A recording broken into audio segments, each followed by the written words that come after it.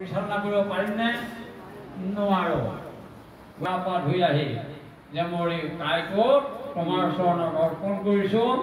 ৰাতিপুৱা গা পা ধুই আহি প্ৰথমতে ভগৱন্তৰ ওচৰত কৃষ্ণৰ ওচৰত এখন আবেদন দিব লাগে। এইটোৱে হ'ল প্ৰাৰ্থনা। প্ৰাৰ্থনা মানে আবেদন জনাব লাগে। অহংকাৰ ৩ গুণ সত ৰজতম আৰু প্ৰকৃতি আৰু পুৰুষ।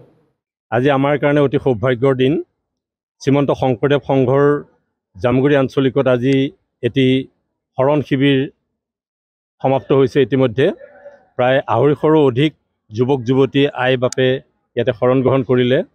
ইয়াতে উল্লেখযোগ্য কথাটো হ'ল যে মুছলমান ধৰ্মৰ এগৰাকী ব্যক্তিয়ে, ইছলাম ধৰ্মৰ এগৰাকী ব্যক্তি, আগতে ৰুবুল আলী আছিলে, তেখেতৰ পৰিয়ালৰ সহিতে ইতিমধ্যে হিন্দু ধৰ্ম গ্ৰহণ কৰিছে আৰু হিন্দু ধৰ্ম গ্ৰহণ কৰি আজি আমাৰ শ্ৰীমন্ত শংকৰদেৱ সংঘৰ আঞ্চলিক কীৰ্তন গৃহত, জামুগুৰি আঞ্চলিক কীৰ্তন গৃহত আমাৰ শৰণ শিবিৰত তেখেতসকলে অংশগ্ৰহণ কৰিলে আৰু শৰণ গ্ৰহণ কৰি আজিৰ পৰা আমাৰ শ্ৰীমন্ত শংকৰদেৱ সংঘৰ তেখেতসকলৰ পৰিয়ালটি সংগী হিচাপে আজিৰ পৰা আমাৰ নামাংকিত হ'ল।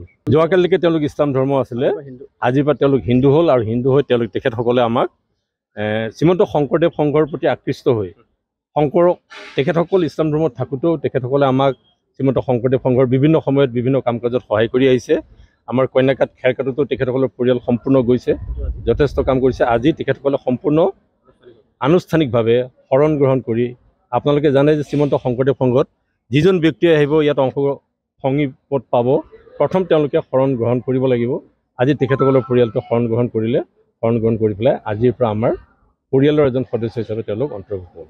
মই আজিৰ পৰা মই ইছলাম ধৰ্ম ত্যাগ কৰি মই শংকৰদেৱ হিন্দু ধৰ্মত মই আজিৰ পৰা গ্ৰহণ কৰিছোঁ আৰু মই আজি শংকৰদেৱৰ ৰীতি নীতি নিয়মে মই চলিম।